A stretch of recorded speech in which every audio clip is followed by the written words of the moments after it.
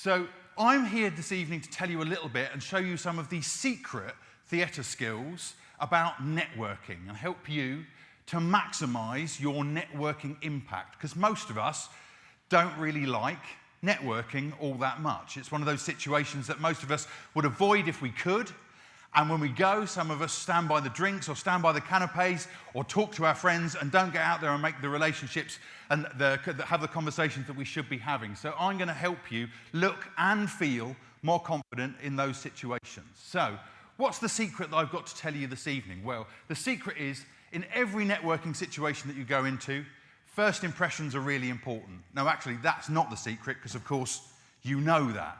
But the secret is that in every situation that you go into, in the first 60 seconds of that interaction and no, it's wrong, actually. 30 seconds. In the first 30 seconds of that's wrong, actually. Sorry, it's an old slide. In the first 20 no, that's wrong. In the first 2 or 3 seconds of every no, that's wrong. In the first tenth of a second, in every conversation that you have, every room that you walk into, people are judging you.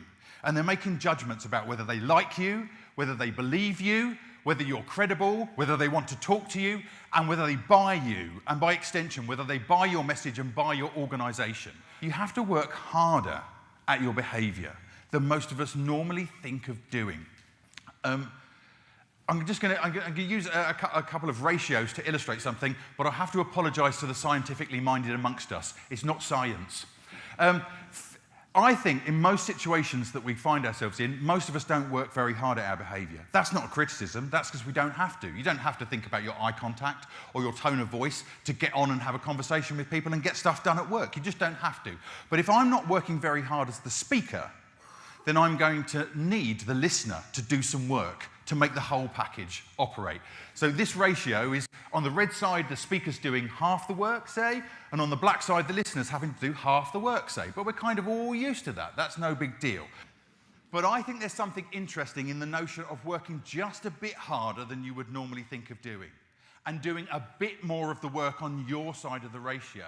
I'm going to suggest that in the meetings and situations that you go into, you should be thinking about working about 60-40. In a presentation, maybe 70-30, which is certainly what I'm doing up here. I want to show you 3 behaviours that I think are really useful for networking and for you maximising your networking impact.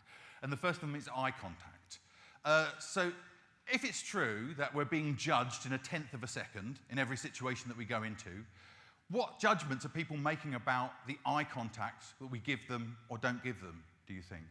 I think we read confidence in there. I think we read likability in there, because people that we really like friends, like family, they do give us eye contact because they're not being judged. I want to show you another couple of things. I want to show you something about body language and open body language and the importance of it.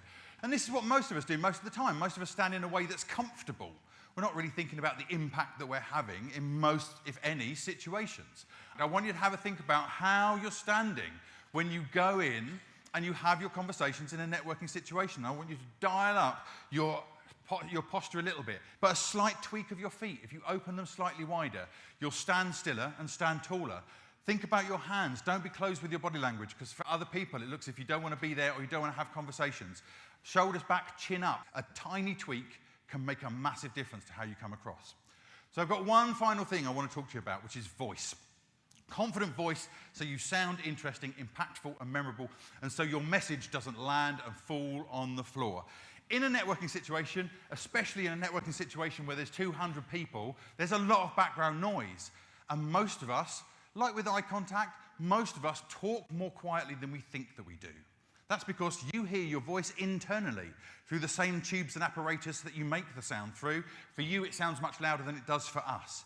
So I want you to think about tweaking your voice, only slightly. You definitely don't want to go into a networking situation and shout in people's faces, but tweak your voice ever so slightly to make sure that your message is coming across in an impactful and memorable way.